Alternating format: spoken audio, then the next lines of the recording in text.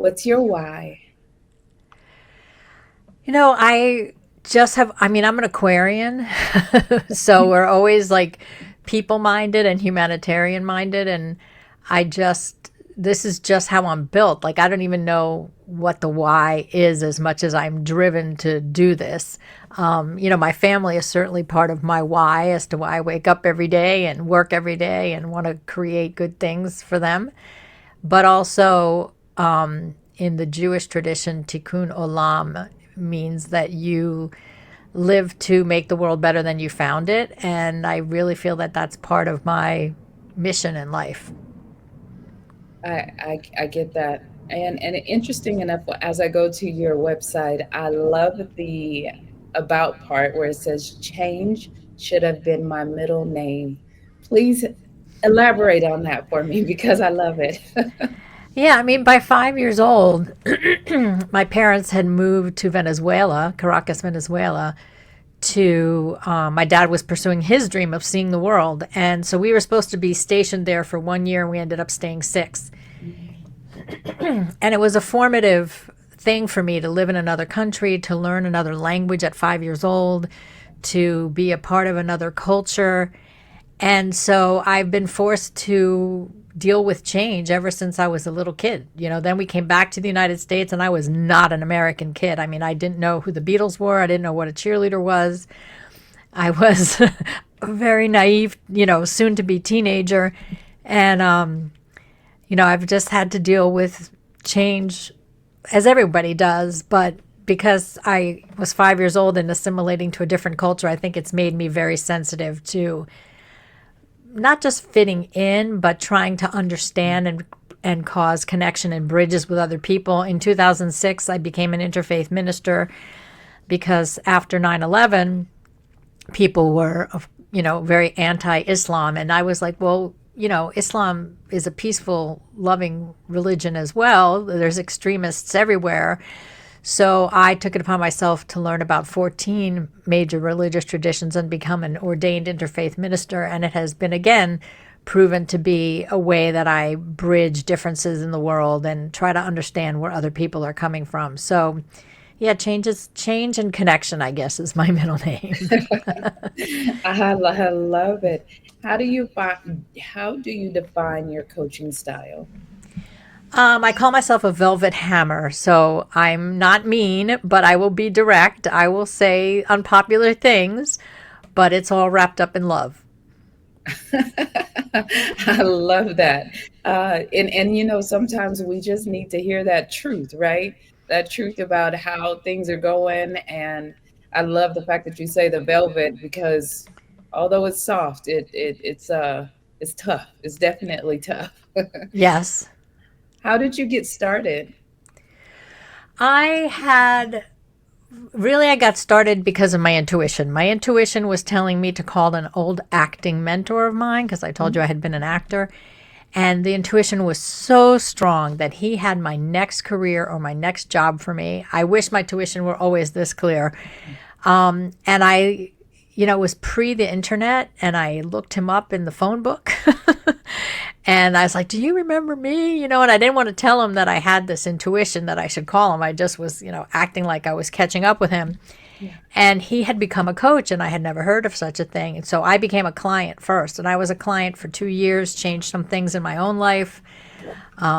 He helped me make the decision whether to get married or not, which I did. And we just celebrated 31 years together. So my coach led me to then become one of the first people trained in the United States as a coach and one of the first people credentialed as a master credentialed coach. And I helped found the International Coaching Federation, which is the largest body that exists worldwide to put standards and credentialing and ethics to this profession.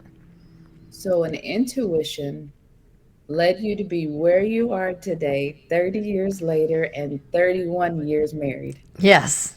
Oh, I love it. Everybody, did you guys hear that? Intuition. If you have it, follow it. Yep. What's a common challenge that you see your clients face? Trusting themselves.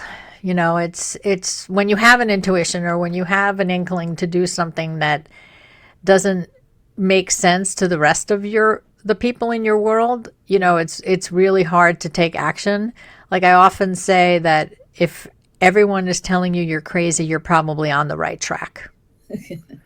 Right? So Yeah. so that's the hardest thing is to, obey your own path when it doesn't seem to match what everyone else expects of you. And how do you go about helping them when they're in that space? Building consensus in their world, helping them be more firm in their own vision and firm in taking action towards the new thing. A lot of times, life will tell you if you're wrong. If you keep trying something and it doesn't work and it doesn't work and it doesn't work, you have to kind of take the message and take your bumps and scrapes and move on. But most of the time, when people are following a deep seated want or desire, the doors and the windows start opening, and then you have to keep going through them. Yeah. And, interesting enough, when you get a client and they begin to tell you what their desires are and where they want to go, if they are in a business, is the coaching more towards them or how to be a better coach for their employees or who they're working with? Well, if I'm working with leaders, I help them develop into better coaches. But sometimes they have to make strategic decisions, which, I help them hear themselves better. I'm not an expert in every field. I'm an expert in processing people to hear themselves and to understand their own criteria for success. So, when I work with other coaches, when I work with people who want to have a business like mine, a lot of it is more consultative. It's more telling them what to do. But for most of the time, it's asking the right questions to help people recognize their own brilliance and take action accordingly. Yes, yes. And I asked that question because you mentioned something about trusting themselves, right? And so I know that when I sought out a coach or a mentor, it was more so to get me together, right? And the goal wasn't for me to become a coach. Just the goal was to be coached. you Yes. know? So it seems like it would be just so different, especially coaching a leader who may not be in tune or in touch with themselves, and maybe having to reverse the things to say, hey, what about you before we actually start focusing on who you lead. Yeah, I mean, it coaching is so much about the individual. Like when I'm training other coaches, I'll tell them, you're not coaching the situation, you're coaching the person, Mm-hmm. right? So I'm not fixing their situation. I'm coaching them to deal with it better. Yeah, So a lot of the insights come from the coachee, yeah, but it's my job to pull it out of them. yeah. So it is a different kind of discipline, like consulting is flat out, I know better than you, I'm going to tell you what to do. But coaching is asking the right questions so that people open up to their own brilliance and their own answers. Laura, I have a random question. Has there ever been someone you said you're not coachable? Oh, yes, definitely. Yes. Yeah, after 30 years, I've definitely come across uncoachable people. People who just think they're right all the time, people who don't want to change. I mean, I was working with a very senior leader who he was willing to take the journey with me, but he would say, I have to decide if I really want to be the leader that develops other people because I've really liked being the leader that just has all the answers and people listen to what I say. Oh, wow. So Okay. he had the insight to know there's a difference between the two, and he's not so sure that he wants to be that, you know? Yeah, yeah. And I think that that's some self finding you have to say something like that, which makes all the sense in the world for that individual. They have to really know where they are and what they want. So I've actually never heard that, but hey, there's a first time for everything, right? What's the most important quality of a great coach? um, I think they're a really good listener, Mhm. and also that they practice reducing their ego. And I when I train other coaches, I tell them that becoming a coach is ego reduction therapy, because you're not it's not about you, it's not about your great ideas, it's not about your great wisdom. It's about bringing out the greatness in other people. So you have to reduce your own ego and be a great listener and listen for that brilliance in somebody else. Yes, yes. Interesting enough is that's a part of one of my own business quotes. You speak, I listen, you desire, I deliver. And I just really believe that that's something so important, is just to be able to listen before you decide to respond. So you're right, and I think that's a great quality of life in general. You know, if you're a good listener, I think you can pretty much get through and speak to most people. I won't say anyone. Right. Not everyone. But I'll paraphrase a Rumi. I think it's a Rumi quote, and I'm paraphrasing because I don't have it exactly right. But like, before you open your mouth, is it true? Is it kind? And does it improve on the silence? Mm-hmm. And I love that last part. Does it improve on the silence? Because so many people feel like they have to fill the silence and say something, and sometimes you don't. Yes, yes. That statement of just be quiet. Yeah. Just be quiet and listen. Can you share a story where your coaching led to a profound change in someone's life? Um, there's so many of them do, but I'm reminded of an early story of a woman who was in her 50s, and she was a recruiter, and she made about $50,000 a year. And working with me for 18 months, she moved her income from 50K a year to 500K a year. And she created herself a lovely retirement in her dream home with a garden and her dream Mercedes Benz. And she went from thinking very small to thinking much bigger in her field. And she was very well respected by the time she retired, and really made a life for herself, even in, a later time when a lot of people think there's no possibility for them. Yes, yes. And you know, I'm definitely going back to the story I heard on your TEDx talk.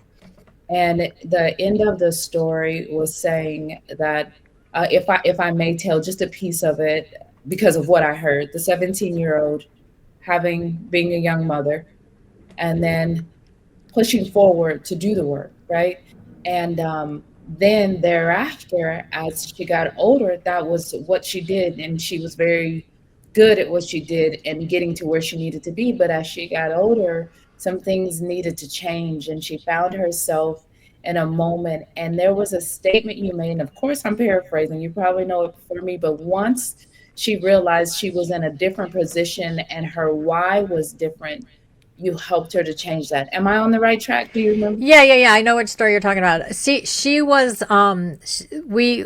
The point of the story is that sometimes we make a vow very young in our life, Yes. and we base all our actions on that vow. And her vow, that was, as having given birth to a child at 17 years old, and she had to give up going to college at the time and a basketball scholarship, and she made a vow that she would not be a teenage statistic, like that she was going to beat the odds. And here she was now in her 30s working with me, and she was successful at what she did, but she didn't like it anymore, and she didn't have any motivation, and she didn't know why she was losing her mojo. And it was because she had outgrown the why. She'd outgrown the motivation. Like, she was not a teenage statistic. She blew that one out of the water, and she needed a new motivation, and she didn't even realize it. So once I had her awareness on, you did it, you proved it, that can't be driving you anymore. That's why you don't have your mojo, is because you need a new driver, a new reason. Yeah. And so she changed that reason and went on to continue successfully in her career. And I wanted to mention that story because I think that that might apply to so many people nowadays, right? Is that shift in life. And it's always said that, we'll never stop growing, but I wonder, is there a part where we stop knowing that we've grown and stayed in our past and tried to make it work moving forward? So I really that thought that story was super impactful for others. And if you're listening, it is a TEDx talk. Utilize her name and find it, and it's a good one, and you'll understand where the story comes from as we sort of minimized it or shortened it a little bit. But I invite you to go to Laura's TEDx talk and watch that. Thank you. Of course, and it as I mentioned before, it hit home. I too was young, with children, and so I was like, oh wow, is she talking about me? But I love that for you. When it comes to leaders and you coaching them, what tips do you have for leaders? The tip on reducing your ego, I think, is big for leaders. That's hard. You're not always going to be, if you could always be the answer person, but if you become the developer of people instead of the answer person, Mm, your legacy, your ripple effect will be much bigger. yeah. So what do you want to be measured by, right? So I think it was Jack Welch, the CEO of GE, who said, leaders are not measured by how many followers they have, but by how many leaders they've developed. Mm, I like that. Interesting enough is, do you keep track of this? And I mean, and I guess it comes off of that question again. This is another question off the top of my head. Do you keep, or should leaders keep track of how many people they've assisted to determine where they are and measure what they've done? It's not something I actively do with clients, Mhm. counting or even me counting. I mean, I've lost track of how many clients I've coached and how many hours I've coached, but because of other colleagues of mine who have kept track of their hours, they guesstimate that I'm in like the 35,000 hours now of coaching.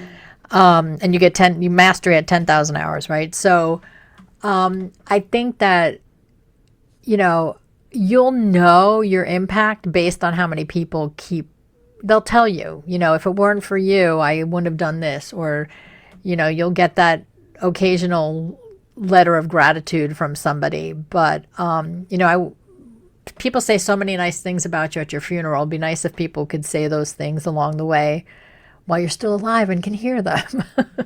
Absolutely. So what you're saying, Laura, is you're a master coach. I am a master coach. Did y'all hear that? She's a master coach. She's well over the 10,000. So, if I may ask, what new projects or ideas are you most excited about right now, if any? Yeah, I mean, I'm still coaching leaders and I'm still coaching people who are figuring out what they want to do with their life. But I have turned my focus towards helping other coaches be successful because, I'm now a senior member of this community of coaches and I just see too many talented people not treating it as a business and not succeeding. And these are well meaning, heart centered, really talented people. And I want to see them do well. So I've been supporting coaches on they need to do to be a business owner and to be an entrepreneur. Because they need to be an entrepreneur to be the coach that they want to be. So that's where my attention and focus is. And people can find out more about all my areas of expertise on laurabermanforking.com. Thank you for being here today. I'm really happy that you tuned in to Vision Pros Live. I'm looking forward to seeing your reactions as these episodes continue to move forward. This is going to get more and more fun. We'll have more and more engagement as well. We'll invite people to participate in the show. And thank you for giving us your time and attention. Have an excellent time building out your vision and becoming a Vision Pro yourself.